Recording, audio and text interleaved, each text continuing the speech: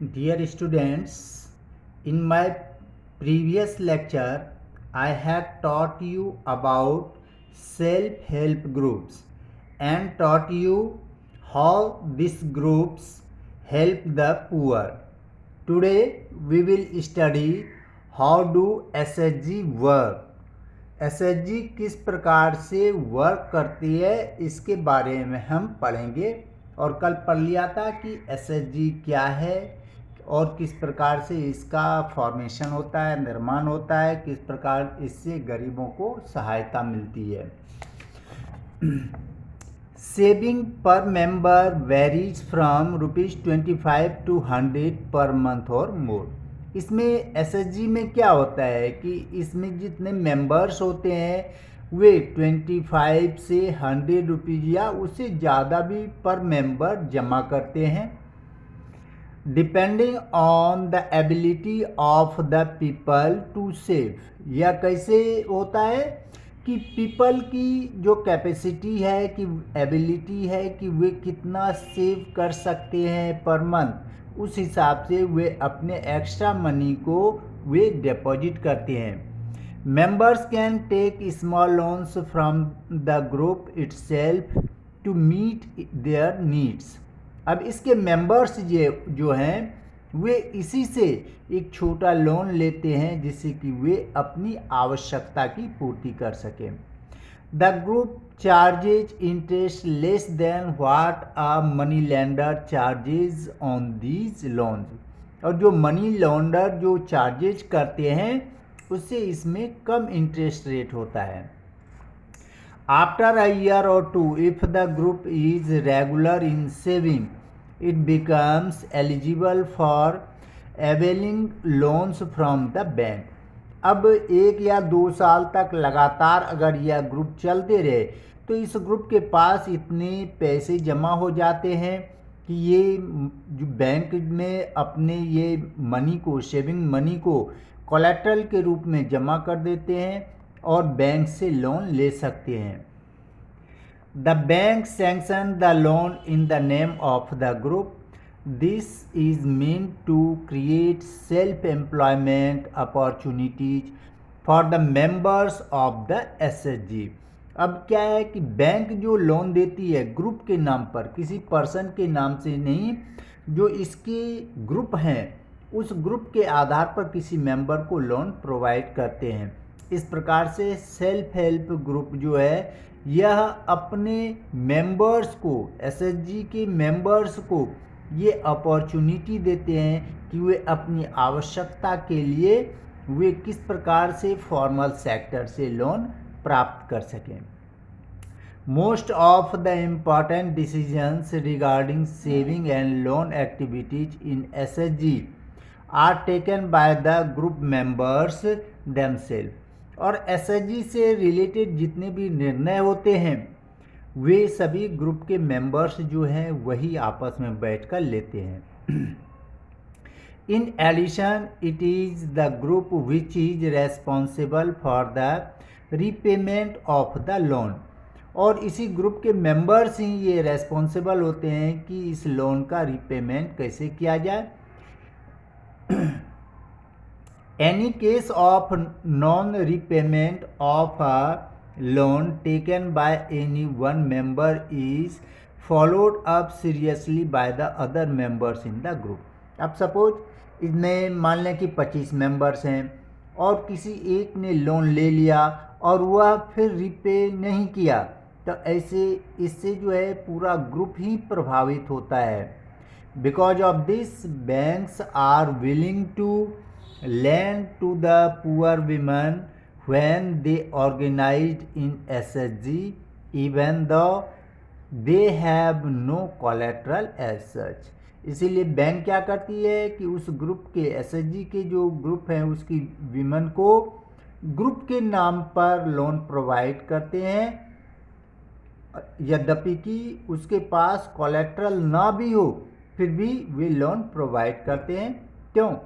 क्योंकि already SHG के जो सेविंग मनी है वे कोलेट्रल के रूप में बैंक में जमा होता है। SHG are the building blocks of organization of the rural poor. Not only do the SHG help women to become financially self-reliant, the regular meeting of the group provide a platform to discuss and act on a variety of social issues such as health, nutrition, domestic violence, etc. और इसके फ़ायदे क्या हैं कि ये जब इकट्ठे जमा होते हैं तो एक तो जो इकोनॉमिक रूप से ये सक्षम होते हैं छोटे मोटे काम करने के लिए, इससे लोन लेके ये इस ग्रुप के जो मेंबर्स हैं ये अपने छोटे मोटे काम शुरू कर देते हैं। फॉर एग्जांपल कि किसी को सिलाई मशीन लेनी है और इस सिलाई मशीन के द्वारा वो सिलाई का काम शुरू कर देती हैं और उनका अर्निंग बढ़ जाता है। इस सब के जो इकोनॉमिक बेनिफिट्स हैं, इसके साथ साथ जब ये साथ में बैठते हैं तो ये इकोनॉमिक स्फीयर से अलग हटके हेल्थ, न्यूट्रिशन, डोमेस्टिक वायलेंस इस सब के बारे में भी डिस्कशन करती हैं। इससे क्या होता है, उसका मेंटली डेवलपमेंट भी होता है, उसका आत्मबल भी बढ़ता है, जो भी इसके मेंबर्स होते हैं। नेक्स्ट हम यहाँ पर देखेंगे ग्रामीण बैंक ऑफ बांग्लादेश। आप देखें ये ग्रामीण बैंक जो बांग्लादेश में 2006 में किया गया, वो 2006 में तो नोबेल प्राइज़ मिला था, उससे पहले किया गया था। इससे बांग्लादेश का किस प्रकार से काया पलट गया, किस प्रकार से गरीब वहाँ के जो है सेल्फ रेलिएंट बन गए, सेल्फ अपने आप ही आर्थिक क्षेत्र में विकास करने लगे, इसके बारे में देखेंगे। This is one of the biggest success story of reaching the poor to meet their credit needs at reasonable rates. Professor Mohammad Yunus, याद रख लें, आप लोग अंडरलाइन कर लें, बांग्लादेश में जो ग्रामीण बैंक की स्थापना की थी ये किसने, professor Mohammad Yunus, the founder of Grameen bank and recipient of 2006 Nobel prize for peace. इन्हें इसी काम के लिए 2006 में नोबेल प्राइज मिला था। Started this as a small project in 1970। यह शुरू कब किया गया था, 1970 में। He worked on the principle that if credit can be made available to the poor on reasonable terms and conditions, millions of small people with different occupation can develop the nation. उनका ये मानना था व्यक्तिगत कि अगर गरीब लोगों को रीजनेबल इंटरेस्ट रेट पर क्रेडिट प्रोवाइड किया जाए, इससे मिलियंस ऑफ पीपल जो हैं वे इस क्रेडिट के द्वारा वे अपने डेवलपमेंट पे ध्यान देंगे और उससे नेशन का भी डेवलप होगा। ग्रामीण bank now has over 8.63 million borrowers, mostly poor women, in about 81,309 villages spread across Bangladesh in October 2014. The poor women have proved to be reliable borrowers as they have started and run a variety of small income generating activities successfully. अब क्या है, इसके जो ग्रामीण bank हैं इसके borrowers 8.63 million people हो गए और लगभग 81,309 विलेज में यह फैल गया। और इससे जो बांग्लादेश की विमेन, खास करके विमेन, इससे पैसे लेकर ये छोटे छोटे आर्थिक विकास के लिए कार्य शुरू कर दिए। जैसा कि मैंने आपको बताया था कि सिलाई मशीन लेके सिलाई करना और उससे अर्न करना, और जो भी बोरो करती थी समय पर वह पैसे चुका भी देती थी।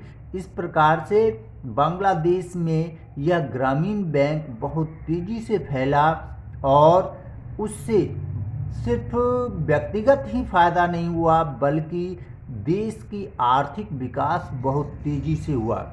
इस प्रकार से हमने देखा कि ये छोटे छोटे लोग जो पुअर लोग हैं ये किस प्रकार से आर्थिक सहायता मिलने के बाद अपना ही नहीं डेवलपमेंट करते हैं, बल्कि यही पुअर पीपल देश के निर्माण में भी भागीदारी निभाते हैं। ओके, अब आप एक बार ये ध्यान से सुन लें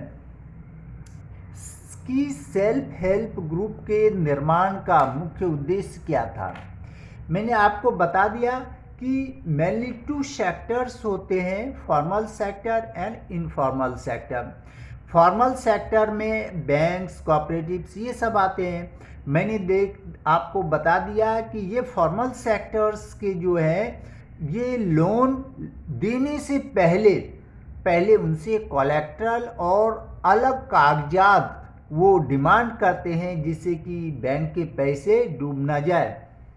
लेकिन ये पुअर पीपल अशिक्षित भी हैं, इनके पास एसेट्स का अभाव होता है, इस कारण से वे कोलैटरल जमा करने में असमर्थ होते हैं। इसीलिए आपने देखा कि पहले लैंडलॉर्ड से लेते थे, 5% पर मंथ होता था इंटरेस्ट, उसके बाद मनी लेंडर से लिए 3% हो गया, 3% का यानी 36% एनुअली हो गया इसका इंटरेस्ट रेट।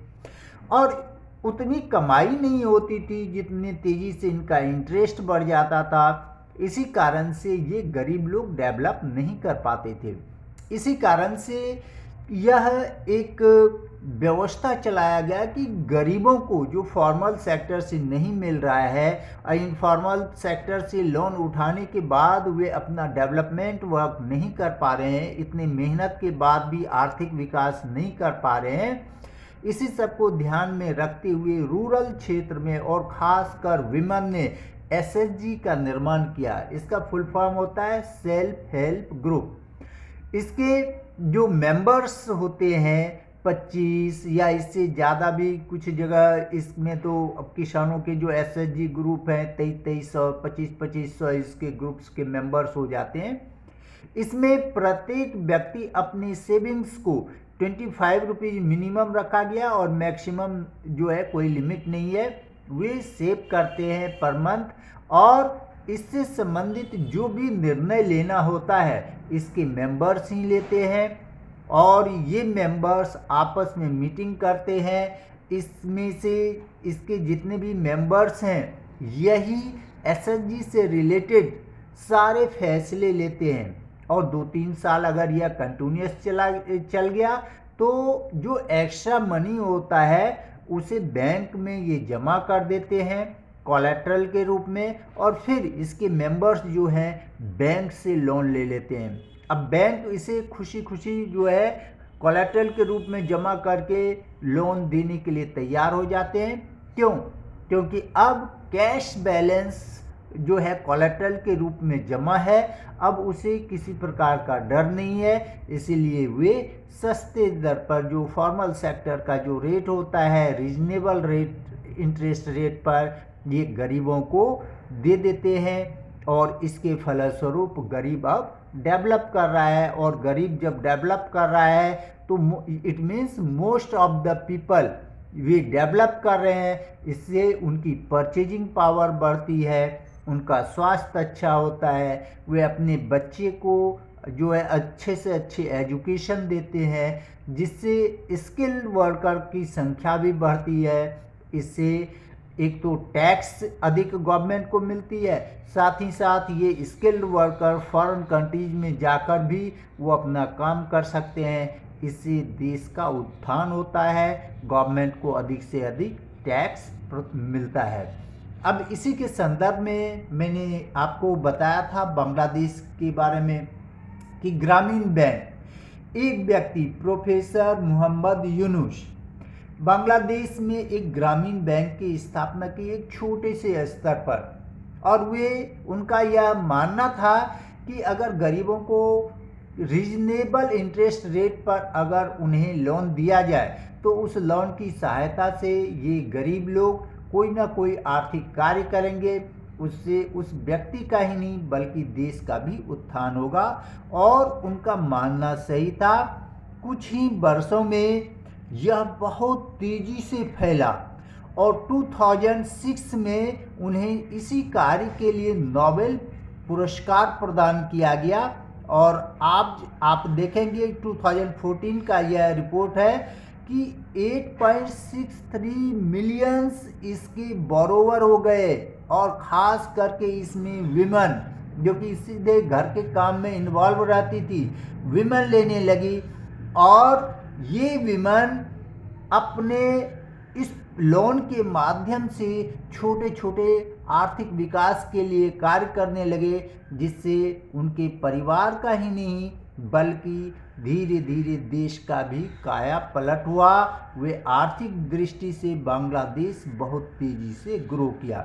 इसीलिए आज हमारे देश में भी यह आवश्यकता है कि हमारी सरकार इस ओर ध्यान दें कि हमारे देश के जो गरीब लोग हैं उन्हें कोलेट्रल के आधार पर नहीं, उन पे विश्वास के आधार पर चीप रेट पर उन्हें जो है ये क्रेडिट प्रदान करें, लोन्स प्रदान करें, जिससे कि वे आर्थिक विकास कर सकें। और साथ ही साथ ये मनी लेंडर्स और जो लैंडलॉर्ड्स हैं जो कि ऊंचे दाम पर इंटरेस्ट जो वसूल करते हैं और देश को खोखला कर रहे हैं, उनके मुक्त जो है चंगुल से ये मुक्त हो सके और देश का कायाकल्प पलट सके।